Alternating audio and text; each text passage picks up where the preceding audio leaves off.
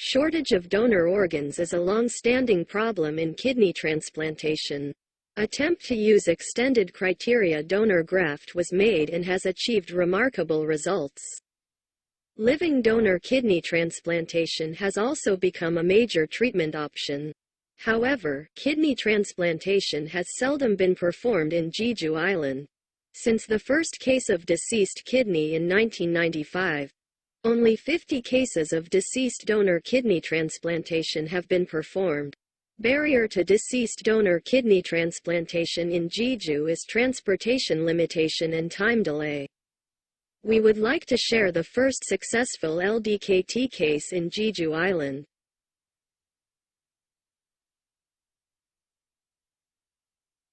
A 67-year-old male patient with chronic kidney disease due to diabetic nephropathy was admitted for preemptive LDKT.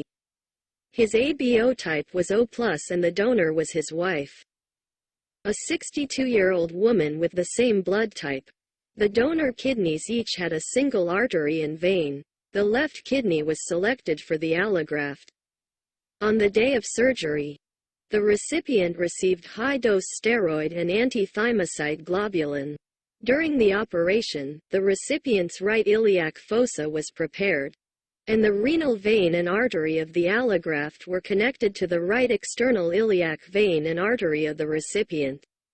After the anastomosis and declamping, the color of the kidney changed to pink nicely. The patient started urination immediately after surgery. Daily follow-up serum creatinine level trended down. Doppler ultrasonography of the kidney on postoperative day 8 showed good vascular flow with normal resistive index. He was discharged on postoperative day 15 without complications, and the follow-up Doppler ultrasound performed 2 months after surgery showed good flow. The patient matched 1A and 1B in human leukocyte antigen class 1 and 0DR in HLA class 2 with the donor. T and B cell crossmatch were negative. Old age and HLA mismatch were risk factors for acute rejection, and ATG induction was recommended. We adopted ATG induction with total dose of 4.5 mg per kilogram divided over 3 days. ATG is reported to reduce the severity of acute rejection in high-risk patients compared to basiliximab. LDKT has become mainstream in Korea. According to Kono's annual report 2022, the number of kidney transplantation in Korea was 2,293 in 2019, and of which 794 were DDKT and 1,499 were LDKT. Jeju Island has 7.6 KT per million people, significantly lower than the national average of 44.3 KT per million. There are several reasons for the low kidney transplantation rate in Jeju Island.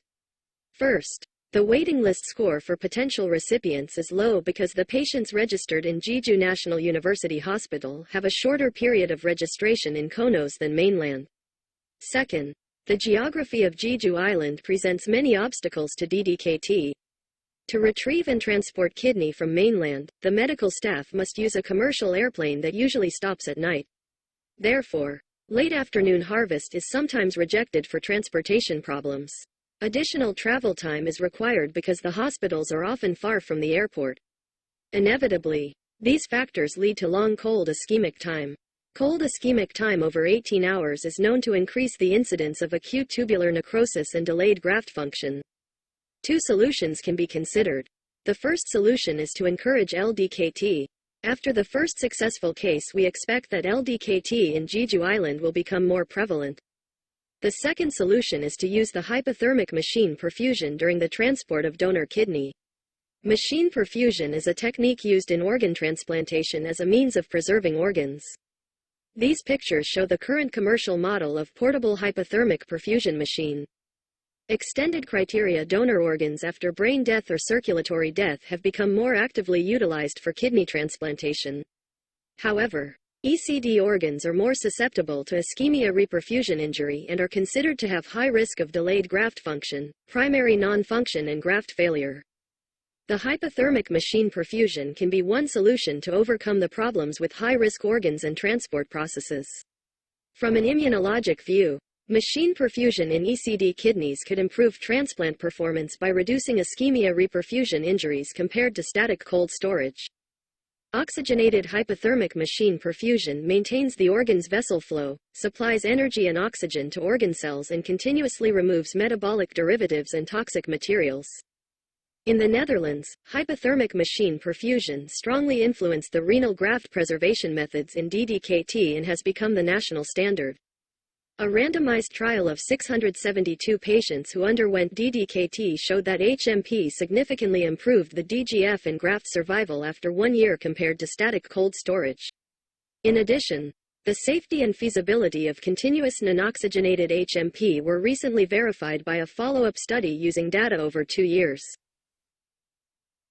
Despite challenges, we have made every effort to facilitate kidney transplantation for patients with ESRD in Jeju Island. The first successful LDKT in Jeju is meaningful in overcoming the geographic disadvantages of the island. Furthermore, the use of hypothermic machine perfusion for graft transportation is also expected to help overcome regional limitations of Jeju Island in DDKT. Thank you.